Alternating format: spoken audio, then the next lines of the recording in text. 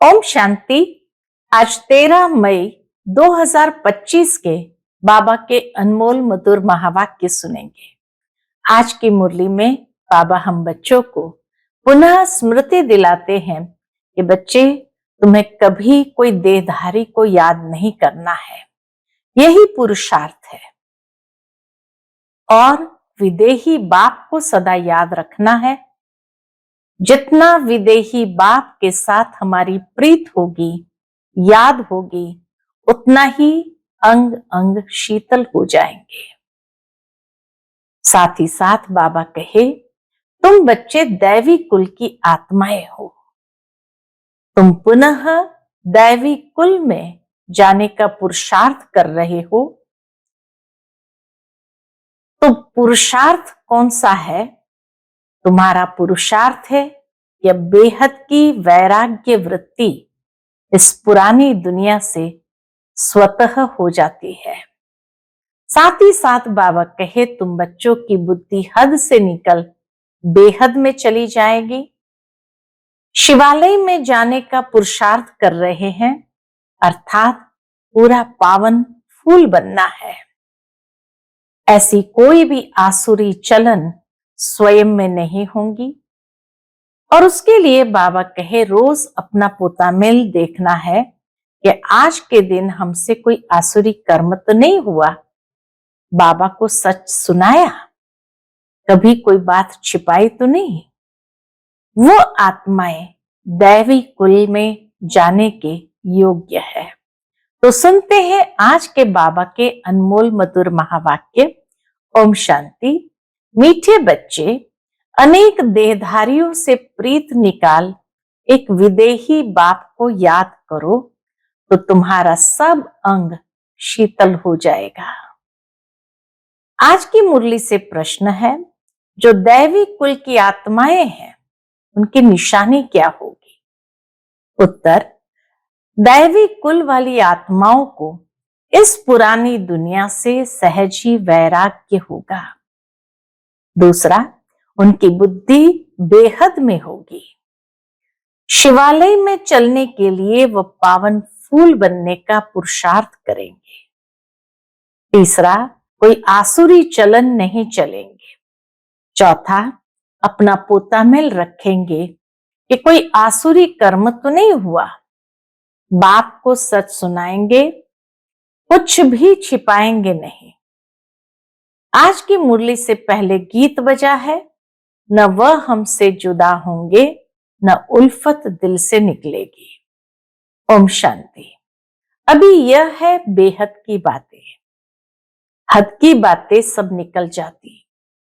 दुनिया में तो अनेकों को याद किया जाता है, अनेक देहधारियों साथ प्रीत है, विदेही एक ही है जिसको परमपिता परमात्मा शिव कहा जाता है।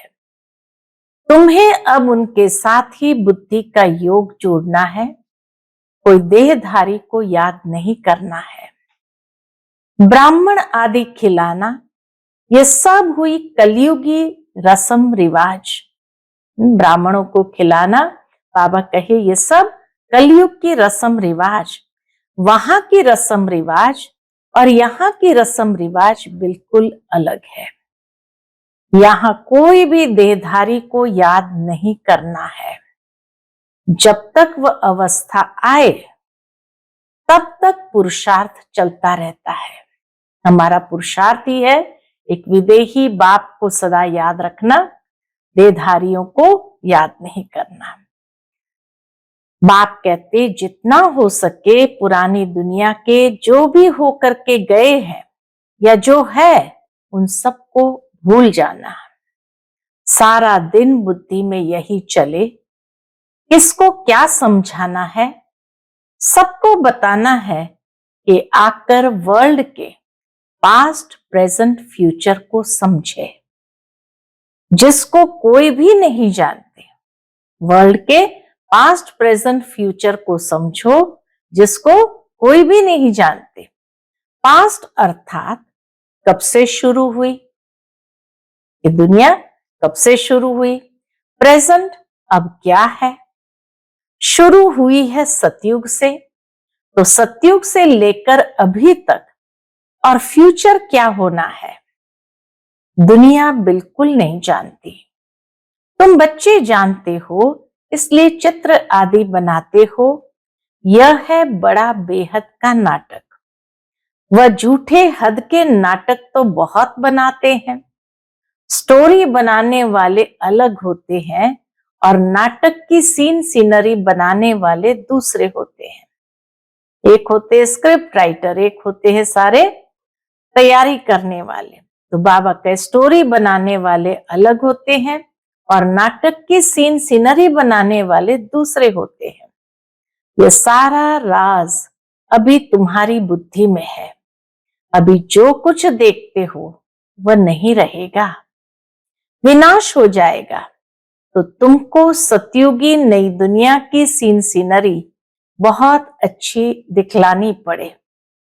जैसे अजमेर में सोनी द्वारका है, तो उनमें से भी सीनरी लेकर नई दुनिया अलग बनाकर फिर दिखाओ। इस पुरानी दुनिया को आग लगनी है।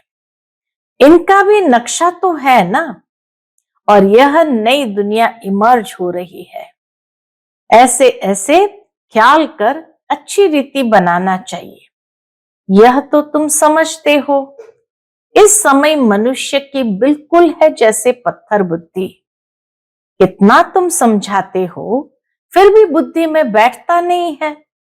जैसे नाटक वाले सुंदर सीनरी बनाते हैं, ऐसे कोई से मदद ले स्वर्ग की सीनरी बहुत अच्छी बनानी चाहिए। वो लोग आइडिया अच्छी देंगे, कैसे बनानी है बाबा कहे, वो लोग आइडिया अच्छी देंगे, युक्ति बताएंगे। उनको समझाकर ऐसे अच्छा बनाना चाहिए जो मनुष्य आकर समझे। बरोबर सतयुग में तो एक ही धर्म था। तुम बच्चों में भी नंबरवार है जिनको धारणा होती है। देह अभिमानी बुद्धि को छीछी कहा जाता है। देह अभिमान में होंगे तो बाबा कहे उनकी बुद्धि भी कैसी होगी, छीछी कहा जाता है। देही अभिमानी को गुलगुल फूल कहा जाता है। अभी तुम फूल बनते हो। देह अभिमानी रहने से कांटे के कांटे रह जाते। तुम बच्चों को तो इस पुरानी दुनिया से वैराग्य है। तुम्हारी है बेहद की बुद्धि, बेहद का वैराग्य। हमको इस वैशाली से बड़ी नफरत है। अभी हम शिवालय जाने के लिए फूल बन रहे हैं। जहां है ही विशालय, तो बाबा कहे विष के आलय से तो सबको नफरत ही है। बाकी शिवालय जाने के लिए फूल बन रहे हैं।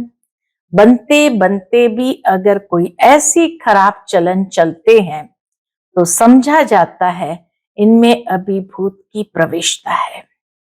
एक ही घर में पति हंस बन रहा है, पत्नी नहीं समझती है तो डिफिकल्टी होती है, सहन करना पड़ता है। समझा जाता है इनकी तकदीर में नहीं है। सब तो दैवी कुल के बनने वाले नहीं है। जो बनने वाले होंगे वही बनेंगे। बहुतों की खराब चलन की रिपोर्ट्स आती है। यह आसुरी गुण है। इसीलिए बाबा रोज समझाते हैं। अपना पोता मिल रात को देखो कि आज कोई भी आसुरी काम तो हमने नहीं किया। बाबा कहते हैं सारी आयु में जो भूल की है वह बताओ। कोई कड़ी भूल करते हैं तो फिर सर्जन को बताने में लज्जा आती है, क्योंकि इज्जत जाएगी ना। न बताने से फिर नुकसान हो जाए, दोनों तरफ से जाएंगे। बताएंगे तो लज्जा आएंगी, इज्जत जाएगी, और न बताने से और ही नुकसान हो जाए। माया ऐसे थप्पड़ मारती है जो एकदम सत्यानाश कर देती है। माया बड़ी जबरदस्त है। 5 विकारों पर जीत पा नहीं सकते तो बाप भी क्या करेंगे। बाप कहते हैं मैं रहमदिल भी हूं, तो कालों का काल भी हूं। मुझे बुलाते ही है पतित पावन आकर पावन बनाओ। मेरे नाम तो दोनों है ना, रहमदिल भी है तो पतित पावन भी है। तो बाबा कहे मेरे नाम तो दोनों है ना, कैसे रहमदिल हूं, फिर कालों का काल हूं, वह पाठ अभी बजा रहा हूं। कांटों को फूल बनाते हैं तो तुम्हारी बुद्धि में वह खुशी है। अमरनाथ बाप कहते हैं तुम सब पार्वतियां हो। अभी तुम मामेकम याद करो तो तुम अमरपुरी में चले जाएंगे और तुम्हारे पाप नाश हो जाएंगे। उस यात्रा करने से तुम्हारे पाप नाश तो नहीं होते। यह है भक्ति मार्ग की यात्राएं। बच्चों से ये प्रश्न भी पूछते हैं। कौन सा प्रश्न पूछते दुनिया के लोग? कि खर्चा कैसे चलता है। परंतु ऐसा कोई समाचार देते नहीं कि हमने ये रिस्पॉन्ड दिया। बाबा कहे कोई बच्चों ने ऐसे लिखा नहीं कि उस समय क्या रिस्पॉन्ड किया। इतने सब बच्चे ब्रह्मा की औलाद ब्राह्मण है तो हम ही अपने लिए खर्चा करेंगे ना। राजाएं भी श्रीमत पर हम स्थापन कर रहे हैं अपने लिए। राज्य भी हम करेंगे। राजयोग हम सीखते हैं तो खर्चा भी हम करेंगे। शिव बाबा तो अविनाशी ज्ञान रत्नों का दान देते हैं जिससे हम राजाओं का राजा बनते हैं। बच्चे जो पढ़ेंगे वही खर्चा करेंगे ना। समझाना चाहिए हम अपना खर्चा करते हैं। हम कोई भीख व डोनेशन नहीं लेते हैं, परंतु बच्चे सिर्फ लिख देते हैं कि यह भी पूछते हैं। इसीलिए बाबा ने कहा था जो जो सारे दिन में सर्विस करते हैं वह शाम को पोतामिल बताना चाहिए। बाबा को आकर पोतामिल बताना चाहिए। उसकी भी पीठ होनी चाहिए। बाकी आते तो ढेर है, वह सब प्रजा बनती है। ऊंच पद प्राप्त करने वाले बहुत थोड़े होते हैं। राजाएं थोड़े होते हैं, शाहूकार भी थोड़े बनते हैं, बाकी गरीब बहुत होते हैं। यहां भी ऐसे हैं तो दैवी दुनिया में भी ऐसे होंगे। राजाई स्थापन होती है, उसमें नंबरवार सब चाहिए। बाप आकर राजयोग सिखलाए, आदि सनातन दैवी राजधानी की स्थापना कराते हैं। दैवी धर्म की राजधानी थी, अभी नहीं है। बाप कहते हैं मैं फिर स्थापना करता हूं। तो किसको समझाने के लिए चित्र भी ऐसा चाहिए। बाबा की मुरली सुनेंगे, करेंगे, दिन प्रतिदिन करेक्शन तो होती रहती है। तुम अपनी अवस्था को भी देखते रहो। बाबा कहे मुख्य बात तुम अपनी अवस्था को भी देखते रहो, कितना करेक्ट होती जाती है। बाप आकर गंदगी से निकालते हैं। जितना जो बहुतों को निकालने की सर्विस करेंगे उतना उच्च पद पाएंगे। तुम बच्चों को तो एकदम खीर खंड होकर रहना चाहिए। सतयुग से भी यहाँ बाप तुमको ऊंच बनाते हैं। बाप ईश्वर पढ़ाते हैं तो उनको अपनी पढ़ाई का जलवा दिखाना है। हम बाप ईश्वर आकर हमें पढ़ाते हैं तो बाबा कहे उनको अपनी पढ़ाई का जलवा दिखाना है। तब तो बाप भी कुर्बान जाएंगे। दिल में आना चाहिए बस अभी तो हम भारत को स्वर्ग बनाने का धंधा ही करेंगे। ये नौकरी आदि करना वह तो करते रहेंगे। पहले अपनी उन्नति का तो करे। है बहुत सहज, मनुष्य सब कुछ कर सकते हैं। गृहस्थ व्यवहार में रहते राजाई पद पाना है। इसलिए रोज अपना पोतामिल निकालो, सारे दिन का फायदा और नुकसान निकालो। बाबा कहे पोतामिल में सारे दिन का फायदा और नुकसान निकालो। पोतामिल नहीं निकालते तो सुधारना बड़ा मुश्किल है। बाप का कहना मानते नहीं। रोज देखना चाहिए किसको हमने दुख तो नहीं दिया। पद बहुत ऊंचा है, अथाह कमाई है, नहीं तो फिर रोना पड़ेगा। पद बहुत ऊंचा है, बाबा कहे कमाई बहुत ऊंची है, नहीं किया तो रोना पड़ेगा। रेस होती है ना, कोई तो लाखों रुपया कमा लेते हैं, कोई तो कंगाल के कंगाल रह जाते हैं। अभी तुम्हारी है ईश्वरीय रेस, इसमें कोई दौड़ी आदि नहीं लगानी है, सिर्फ बुद्धि से प्यारे बाबा को याद करना है। कुछ भी भूल हो तो झट सुनाना चाहिए, बाबा हमसे ये भूल हुई, कर्मेंद्रिय से ये भूल की। बाप कहते हैं रॉन्ग राइट तो सोचने की बुद्धि मिली है, तो अब रॉन्ग काम नहीं करना है। रॉन्ग काम कर दिया तो बाबा तोबा तोबा, क्षमा करना, क्योंकि बाप अभी यहाँ बैठे हैं सुनने के लिए। बाबा युक्ति भी बताते हैं कि मान लो कि रॉन्ग काम कर दिया तो बाबा तोबा तोबा यानी क्षमा करना, क्योंकि बाप अभी यहाँ बैठे हैं सुनने के लिए। जो भी बुरा काम हो जाए तो फौरन बताओ व लिखो, बाबा ये बुरा काम हुआ तो तुम्हारा आधा माफ हो जाएगा। ऐसे नहीं कि मैं कृपा करूंगा, क्षमा व कृपा पाई की भी नहीं होगी। सबको अपने को सुधारना है। बाप की याद से विकर्म विनाश होंगे, पास्ट का भी योग बल से कटता जाएगा। बाप का बनकर फिर बाप की निंदा नहीं कराओ, सतगुरु के निंदक ठौर न पाए। ठौर तुमको मिलती है बहुत ऊंची, बाबा के ठौर तुमको मिलती है बहुत ऊंची। दूसरे गुरुओं के पास कोई राजाई की ठौर थोड़ी है। हाँ, राजाई पद तो है नहीं दूसरे गुरुओं के पास, तो ठौर तुमको मिलती है बहुत ऊंची। दूसरे गुरुओं के पास कोई राजाई की ठौर थोड़ी है। यहां तुम्हारी एम ऑब्जेक्ट है, भक्ति मार्ग में कोई एम ऑब्जेक्ट होती नहीं। अगर होती भी है तो अल्पकाल के लिए। कहां 21 जन्म का सुख, कहां पाए पैसे का थोड़ा सुख। ऐसे नहीं धन से सुख होता है, दुख भी कितना होता है। अच्छा समझो कोई ने हॉस्पिटल बनाई तो दूसरे जन्म में रोग कम होगा, बस इतनी बात। ऐसे तो नहीं पढ़ाई जास्ती मिलेगी, धन भी जास्ती मिलेगा। उसके लिए तो फिर सब कुछ करो। कोई धर्मशाला बनाते हैं तो दूसरे जन्म में महल मिलेगा। ऐसे नहीं कि तंदुरुस्त रहेंगे, नहीं।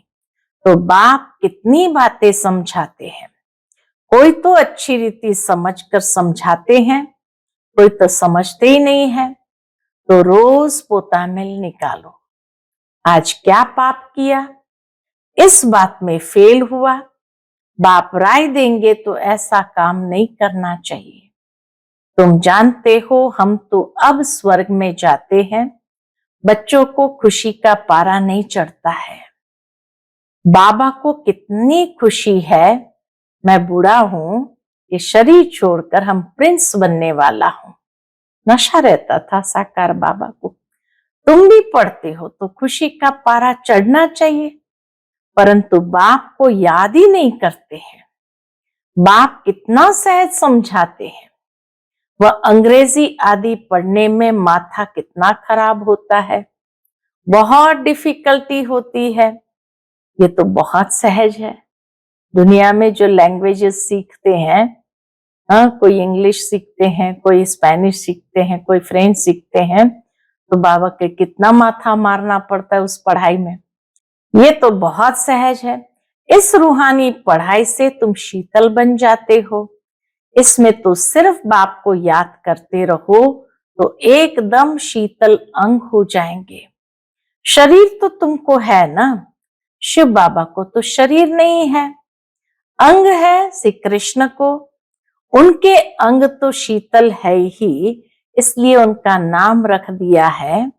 अब उनका संग कैसे हो, अब उनका संग कैसे हो, वह तो होता ही है सतयुग में। श्री कृष्ण का संग कैसे हो, वो तो होता ही है सतयुग में। उसके भी ऐसे शीतल अंग किसने बनाए, यह तुम अभी समझते हो। तो अब तुम बच्चों को भी इतनी धारणा करनी चाहिए, लड़ना झगड़ना बिल्कुल नहीं है, सच बोलना है, झूठ बोलने से सत्यानाश हो जाती है। बाप तुम बच्चों को ऑल राउंड सब बातें समझाते हैं। चित्र भी अच्छे अच्छे बनाओ, जो फिर सबके पास जाए, अच्छी चीज देखकर कहेंगे चलकर देखो। समझाने वाला भी होशियार चाहिए, सर्विस करना भी सीखना है। अच्छी ब्राह्मणियां भी चाहिए जो आप समान बनाए। जो आप समान मैनेजर बनाती है उन्हें अच्छी ब्राह्मणी कहेंगे। वह पद भी ऊंच पाएगी, बेबी बुद्धि भी न हो। बाबा के बेबी बुद्धि भी न हो, नहीं तो उठाकर ले जाएंगे। रावण संप्रदाय है ना, ऐसी ब्राह्मणी तैयार करो जो पीछे सेंटर संभाल सके, इतनी मजबूत हो, पावरफुल हो, जो बाबा कहे पीछे सेंटर संभाल सके। अच्छा, मीठे मीठे सिकिलधे बच्चों प्रति माता पिता बाप दादा का याद प्यार और गुड मॉर्निंग। रूहानी बाप की रूहानी बच्चों को नमस्ते। हम सब रूहानी बच्चों की रूहानी माता पिता बाप दादा को याद प्यार, गुड मॉर्निंग और नमस्ते नमस्ते। शुक्रिया बाबा, शुक्रिया। आज की मुरली से धारणा के लिए मुख्य सार है, पहली पॉइंट, बाप को अपनी पढ़ाई का जलवा दिखाना है। भारत को स्वर्ग बनाने के धंधे में लग जाना है। पहले अपनी उन्नति का ख्याल करना है, खीर खंड होकर रहना है। दूसरा, कोई भूल हो तो बाप से क्षमा लेकर स्वयं ही स्वयं को सुधारना है। बाप कृपा नहीं करते, बाप की याद से विकर्म काटने हैं। निंदा कराने वाला कोई कर्म नहीं करना है।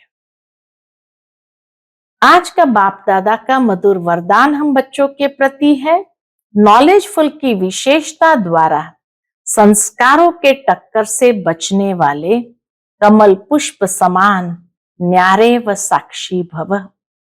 नॉलेजफुल की विशेषता द्वारा संस्कारों के टक्कर से बचने वाले कमल पुष्प समान न्यारे व साक्षी भव। संस्कार तो अंत तक किसी के दासी के रहेंगे।